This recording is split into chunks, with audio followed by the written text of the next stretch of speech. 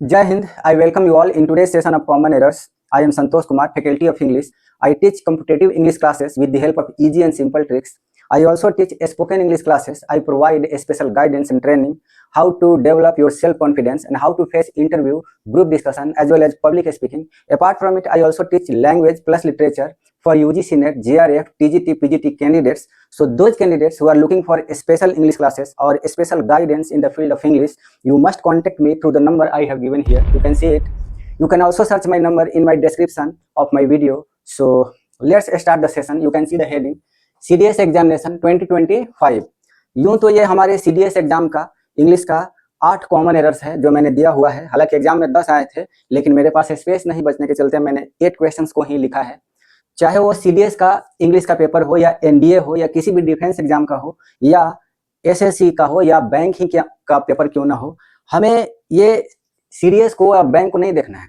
हमें CDS का question तो सोल्व कर ही रहे हैं, साथ साथ हमको स्किल के ऊपर ध्यान देना है।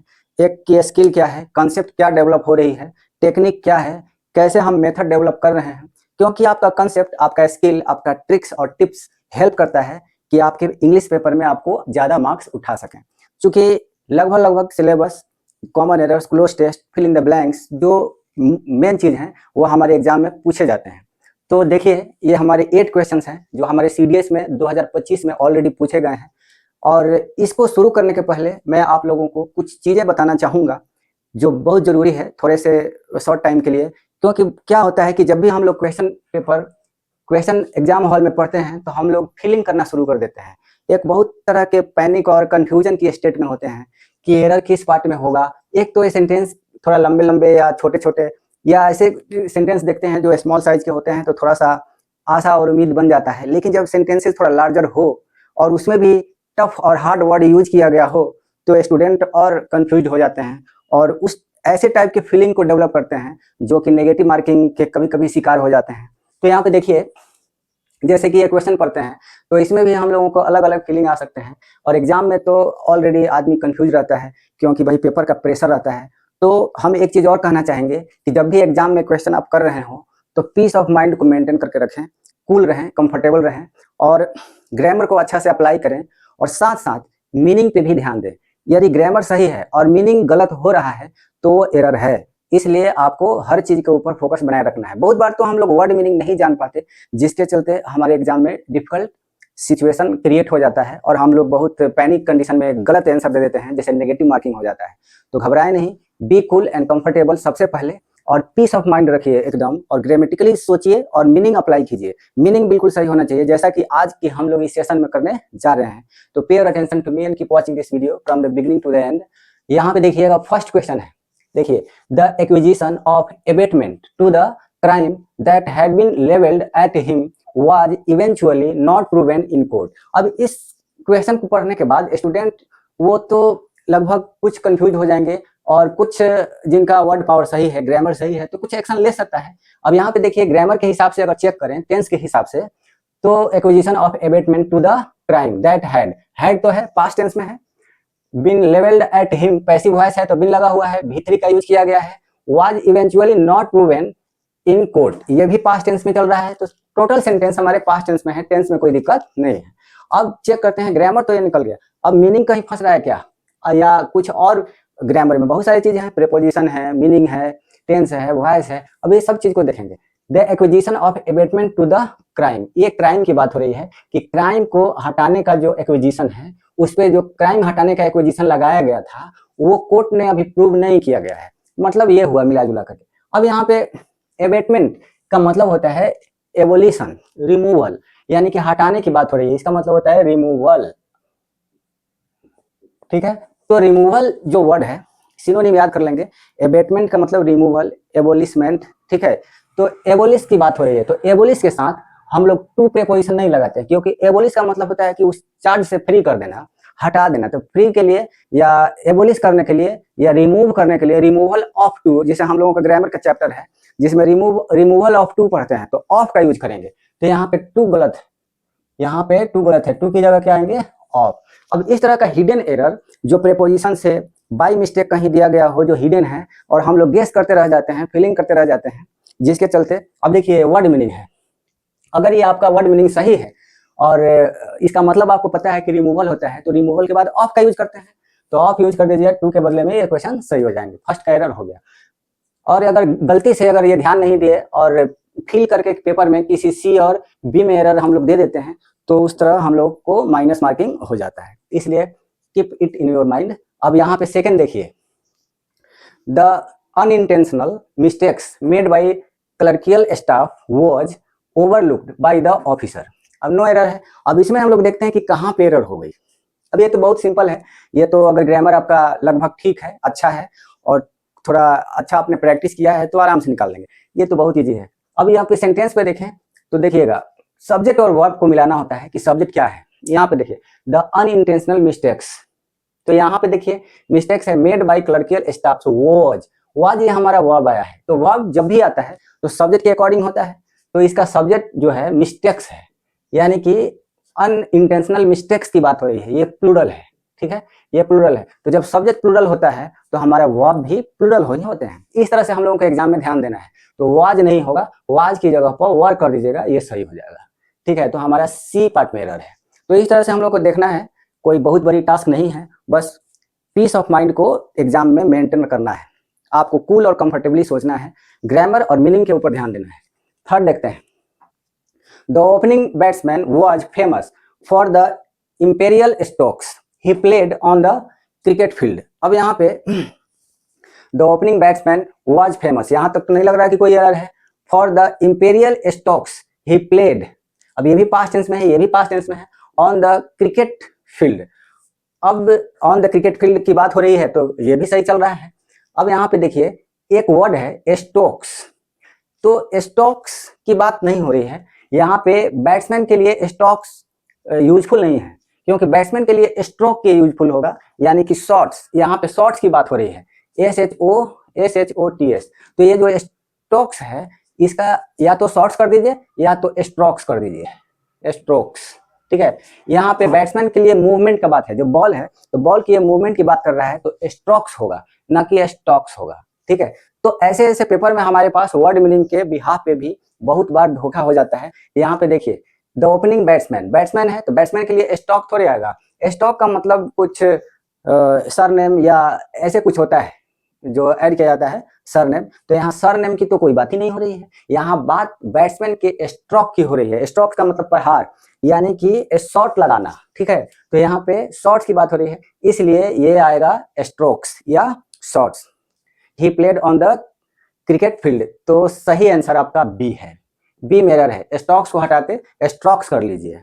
तो इस तरह से आप अपने कंसेप्ट को, स्किल को और ट्रिक्स और टिप्स को डेवलप करेंगे, वो आपको हेल्पफुल होगा। चाहे कोई भी एग्जाम आप दें, चाहे NDA दें, चाहे CDS दें या CAPF दें या SSC दें या बैंक दें, कोई बांटा हुआ चीज नहीं है। अब आइए यहाँ पे 4, each student was meant to receive an equal share of the scholarship but the eventual distribution was found to be iniquitous।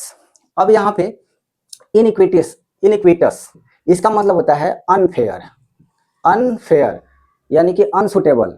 अब यहाँ पे देखिए each student was meant to receive, अब यहाँ पे पैसिव वॉइस है और V3 लगा है तो कोई दिक्कत नहीं है, पास्ट टेंस है। एंड इक्वल शेयर बिल्कुल ठीक चल रहा है, ईच स्टूडेंट सिंगुलर है तो वाज लगा है। Each student was meant to receive an equal share, हर स्टूडेंट का मतलब होता है कि वह इक्वल शेयर रिसीव करे स्कॉलरशिप का, जो भी स्कॉलरशिप हो तो इक्वल शेयर मिलना चाहिए। बट द इवेंचुअल डिस्ट्रीब्यूशन, लेकिन जो डिस्ट्रीब्यूशन हुआ वाज फाउंड टू बी इनइक्विटस, वो पाया गया कि ये इनइक्विटस है, मतलब अनफेयर है। होना तो चाहिए कि इक्वल शेयर सबको मिलना चाहिए, स्कॉलरशिप है भाई सबको इक्वल मिलना चाहिए, लेकिन डिस्ट्रीब्यूशन जब हुआ ना तो ये अनफेयर हो गया, यानी कि किसी को कम और किसी को ज्यादा मिला, जबकि स्कॉलरशिप में भेदभाव नहीं होने चाहिए, सबको इक्वली मिलना चाहिए। अब इसमें तो ये भी पास्ट टेंस है, वाज ही आएगा, found to be passive voice में इनइक्विटस, इसमें कोई एरर नहीं लग रहा है, बिल्कुल सही है, कोई एरर नहीं है इसमें, क्योंकि मीनिंग के अनुसार और ग्रामर के अनुसार ये सब परफेक्टली सब ठीक ठाक बैठ रहा है। वाज सिंगुलर है, यहाँ भी सिंगुलर है और पैसिव वॉइस है, कहीं दिक्कत नहीं है। 5th पे आते हैं। अब यहाँ पे देखिए अगर होगा ग्रामर मिस्टेक या वर्ड पावर से कोई मिस्टेक होंगे तो देख लिया जाएगा। पहले ग्रामेटिकली और वर्ड पावर दोनों चेक करते हैं। No one turn up to claim the stored away piece of baggage which was discovered on the luggage compartment of the bus. अब ये सेंटेंस 3 लाइन का है अब इस पर स्टूडेंट पढ़ेंगे कम से कम 30 सेकेंड या 1 मिनट भी लगा देंगे ये गेस आउट करते हुए कि किस पार्ट में एरर है, या अगर फास्ट और फ्यूरियस करना चाहेंगे तो किसी न किसी में अपना एरर देके बाहर निकलेंगे। तो स्टूडेंट को ध्यान रखना चाहिए, अगर ज़्यादा क्वेश्चन आपका सही हो रहा है तो नेगेटिव मार्किंग से बचें, क्योंकि वो आपको माइनस में ले जाएगा। इसलिए आप नेगेटिव मार्किंग का शिकार ना हो, छोड़ दें, नहीं आता है बिल्कुल छोड़ दीजिए। अगर कॉन्फिडेंस है और बिल्कुल जानते हैं तब कीजिए। यहाँ पे देखिए, no one turn up to claim the stored away. अब स्टोर्ड का मतलब होता है कि स्टॉक, जो स्टॉक होता है, तो कहते हैं कि no one turn up to claim, कोई क्लेम करने के लिए टर्न अप नहीं किया the stored away piece of baggage, कि वो पीस ऑफ बैगेज को स्टोर से विच वाज डिस्कवर्ड, कि किसी ने डिस्कवर्ड किया है पीस ऑफ बैगेज को ऑन द लगेज कंपार्टमेंट। अब देखिए, on the luggage compartment, compartment की बात हो रही है, तो कंपार्टमेंट का मतलब एक सराउंडिंग्स होता है, एक एरिया होता है, और सराउंडिंग्स के लिए हम लोग प्रीपोजिशन में पढ़े हैं कि इन का यूज करते हैं। तो compartment, luggage compartment of the बस, ऑन द लगेज कंपार्टमेंट, कहते हैं कि on the luggage compartment of the बस तो सही है, तो ऑन का यूज यहाँ पे गलत है, कि ऑन द लगेज कंपार्टमेंट नहीं होगा, इन द लगेज कंपार्टमेंट होगा। ऑन की जगह इन कर देंगे, सही हो जाएगा, क्योंकि हम लोग एरिया, रूम, सराउंडिंग्स, एनक्लोजर के लिए इन का यूज करते हैं। ध्यान रखेंगे, यहाँ in is use for enclosure and surroundings. यहाँ पे एनक्लोजर की बात हो रही है, क्योंकि इन द लगेज कंपार्टमेंट की बात हो रही है, जो कि एनक्लोजर है, इसलिए इन आएगा, ऑन का यूज नहीं करेंगे। हम लोगों का एरर जो है ये सी पार्ट में है, ठीक है, ये सारा सी पार्ट में एरर है, यहाँ से लेके यहाँ तक सी पार्ट है, देखिए कितना बड़ा। अब इसमें यहाँ पे एरर हो गई। 6 नंबर पे आते हैं, as soon as the clock chimed to announce the hour at midnight she sprung up from her bed. फिर से एक बार क्वेश्चन पढ़ते हैं, as soon as the clock chimed to announce the hour at midnight she sprung up from the bed. अब इसका meaning थोड़ा समझिए। अब मीनिंग समझने के पहले ग्रामर का टर्म है, आपको ये भी समझना चाहिए। एज सुन एज, ये हम लोग एज सुन एज ग्रामर में कंजंक्शन से का टॉपिक है। एज सुन एज, जब भी एज सुन एज से सेंटेंस शुरू हो तो सबसे पहले ध्यान रखेंगे कि दोनों पास्ट इंडेफिनिट टेंस में जाएंगे। इसमें 2 क्लॉज है। पहला है as soon as the clock chimed to announce the hour at midnight, यहाँ तक पहला। She sprung up from her bed, ये दूसरा। तो ये भी देखिए, चिम्ड V2 लगा हुआ है, पास्ट टेंस है, कोई दिक्कत नहीं है। चिम्ड का मतलब होता है रिंग करना, मतलब कोई भी जैसे अलार्म लगा देते हैं हम लोग, तो रिंग करता है ना, बजता है। तो as soon as the clock chimed, जैसे क्लॉक ने अलार्म बजना शुरू हुआ, अनाउंस किया द आवर, उस समय पे, उस घंटा पे, एट मिडनाइट, आधी रात को, she sprung up from her bed. हो सकता है कि मिडनाइट को अलार्म लगाया गया हो और वो बजने लगा, तो शी स्प्रंग, यहाँ पे ये देखिए जरा वर्ड स्प्रंग। जब जानते हैं हम लोग कि एज सुन एज से जो सेंटेंस शुरू होता है उसमें भी दोनों क्लॉज में V2 का यूज करते हैं, तो इसमें V2 है तो इसमें भी V2 आएगा, ये तो सीधा आंसर है। ये देखिए, सी स्प्रंग, V2 क्या होगा, इसका V2 होता है स्प्रिंग, स्प्रैंग और स्प्रंग, ठीक है। तो ये स्प्रंग V3 का यूज किया गया है, इसका V2 हो जाएगा SPRANG, स्प्रैंग हो जाएगा, ठीक है। तो यही गलत है, तो आपका सी पार्ट में एरर है। तो वर्ब का फॉर्म भी गलत हो सकता है, टेंस का भी बाकायदे अच्छा से ध्यान रखेंगे। यहाँ पे टेंस गलत है कि स्प्रंग की जगह स्प्रैंग होगा, ठीक है। तो हमें उम्मीद है कि आपको ये अच्छा से समझ में आता होगा। एज सुन एज में दोनों क्लॉज पास्ट इंडेफिनिट टेंस में जाते हैं और दोनों में V2 का यूज करते हैं। यहाँ पे चिम्ड V2 है, सही है, लेकिन ये स्प्रंग V3 दे दिया है जो कि गलत है, यहाँ पे स्प्रैंग होगा। अब आते हैं 7 नंबर क्वेश्चन पे। The mime show attracted a huge audience despite the high price of tickets which defied the purpose of the public event। अब यहाँ पे देखिए, ये वर्ड है माइम। अब बहुत सारे स्टूडेंट को ये नहीं समझ में आता कि माइम क्या है। माइम शो का मतलब होता है कॉमेडी शो, जैसे माइम इसका मिमिक, मिमिक करना, तो मिमिक से माइम बना हुआ है, मिमिक्री करना, आर्ट ऑफ मिमिक्री, कॉमेडी करना, जैसे कपिल शर्मा का कॉमेडी शो होता है। तो the mime show attracted a huge audience, ये जो कॉमेडी शो था बहुत सारे ऑडियंस को अट्रैक्ट कर लिया। डिस्पाइट, डिस्पाइट का यूज कब करते हैं, जब दूसरा जो सेंटेंस आता है वो अपोजिशन में आता है। तो यहाँ पे तो कॉमेडी शो ने बहुत सारे ऑडियंस को अट्रैक्ट कर लिया। और despite the high price of tickets, यहाँ तक कि टिकट का जो प्राइस थे बहुत हाई था, फिर भी कॉमेडी शो ने बहुत सारे ऑडियंस को अट्रैक्ट किया। अब देखिए, एक तरफ मान लिया कि कॉमेडी कपिल शर्मा की बात करते हैं कि वो अच्छा कॉमेडी करते हैं, और इधर टिकट का जो प्राइस है वो हाई है। तो कितना भी प्राइस हाई हो के बावजूद भी लोग अपना सीट बुकिंग करा लेते हैं देखने के लिए कि नहीं भाई देखते हैं, क्योंकि बार बार आदमी नहीं देख पाता है और एक बार विजिट शो देखने का मौका मिला है। तो उसी तरह से माइम शो अट्रैक्टेड, जो कॉमेडी शो है बहुत लोगों को अट्रैक्ट किया इतने हाई प्राइस होने के बावजूद, which defied the purpose of the public event. अब इसमें देखना है कि एरर कहाँ होगा, defied the purpose of the public event. तो यहाँ तो the mime show attracted a huge audience despite the high price of tickets. अब यहाँ पे ध्यान दीजिएगा, एरर आपके हो रहे हैं सी पार्ट में। अब क्या है सी पार्ट में एरर, तो यहाँ पे एक ऐसा क्लॉज आया है which defied the purpose of the public event. यहाँ पे विच का यूज नहीं करेंगे। विच का यूज हम लोग जब एक समान बात होते हैं, अपोजिट बात ना हो तब करते हैं। यहाँ मैटर अपोजिट है कि यहाँ पे माइम शो जो बहुत सारे ऑडियंस को अपने तरफ अट्रैक्ट किया इतने प्राइस होने के बावजूद भी, यानी कि ये एक होता है ना कि अपोजिट बात कही गई है कि एक तरफ टिकट भी हाई थे और उधर शो का डिमांड था। बात समझ में आ गई। तो ये रेस्ट्रिक्टिव क्लॉज हो गया, मना करना कि ये भाई टिकट महंगा है आप मत देखिए माइम शो, क्योंकि बहुत टिकट महंगा हो गए हैं। तो यहाँ पे रेस्ट्रिक्शन हो गया है एक तरह से कि जो लोगों के पास पैसा कम है वो थोड़ा नहीं देख पाएंगे, लेकिन के बावजूद भी वो किसी तरह से मेंटेन करके वो माइम शो देखते हैं क्योंकि वो बहुत अट्रैक्टिव है। तो ये रेस्ट्रिक्टिव क्लॉज है। जब भी रेस्ट्रिक्टिव क्लॉज हो या मना करने वाला सेंस आया हो तो उसके लिए दैट का यूज करते हैं। तो यहाँ पे विच की जगह दैट का यूज करेंगे। That used for restrictive clause, याद रखिएगा।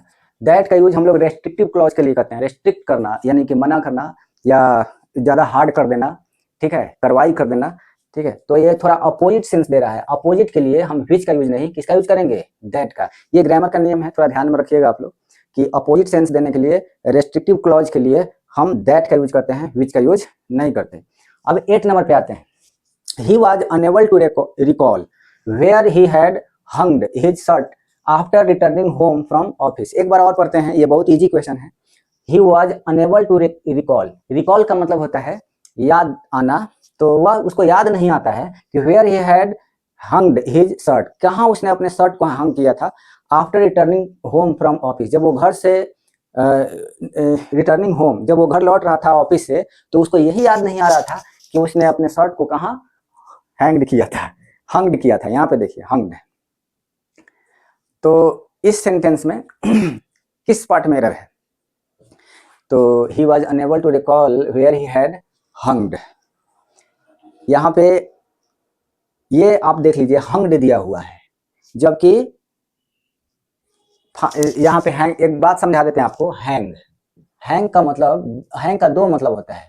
एक होता है फांसी देना, फांसी देना, और एक होता है कोई भी चीज सिंपली लटकाते हैं जैसे कोट, कमीज, कपड़ा। तो यहाँ पे शर्ट की बात हो रही है, शर्ट उसने लटकाया है। तो जब हम लटकाना, ठीक है, जब हम शर्ट लटकाने की बात करते हैं, जब फांसी देने की बात करते हैं तो उसका अंग्रेजी होता है हैंग्ड, ठीक है, याद रखिएगा। हैंग्ड का मतलब होता है फांसी देने के लिए, ठीक है। लेकिन फांसी देने के लिए तो हैंग्ड होगा, जब हम कपड़ा लटकाते हैं तो उसके लिए हैंग्ड नहीं करते हैं, उसके लिए हंग करते हैं। तो HUNG होगा, HUNG। इसका V2 होता है हंग और हंग। ये होता है सिंपली जब हम शर्ट लटकाते हैं तब। आप फांसी देंगे तो हैंग्ड, हैंग्ड, ये V2 भी हैंग्ड और V3 भी हैंग्ड। और जब हैंग का सिंपली लटकाएंगे तो उसका हंग होता है V2 और V3 दोनों हंग। तो यहाँ पे देखिए क्या वर्ड दिया है, यहाँ पे हंग्ड दिया है, हंग्ड होता ही नहीं है, यहाँ पे होता है हंग। तो आपका एरर बी पार्ट में है, यहाँ पे हंग्ड की जगह हंग कर दीजिए, केवल HUNG। मुझे उम्मीद है कि आपको ये अच्छा समझ में आया होगा। इसी तरह से पीस ऑफ माइंड और कूल होकर के पेपर में आप लोग एग्जाम दीजिएगा और ज्यादा से ज्यादा मार्क्स आप डेवलप कर पाएंगे। जरूरी नहीं है कि हम हर क्वेश्चन का जवाब दें, लेकिन हर क्वेश्चन का जवाब देना जरूरी इस बात पे है कि हम कितना स्किल जानते हैं, कंसेप्ट कितना क्लियर है, क्योंकि हम लोगों को नेगेटिव से बचना है। और ज्यादा क्वेश्चन अगर सही हो तो 2-4 क्वेश्चन सेक्रीफाइस करने में कोई दिक्कत नहीं है। तो I hope you might have understood the session. We shall meet again in the next session. Thank you very much and best of luck. Jai Hind.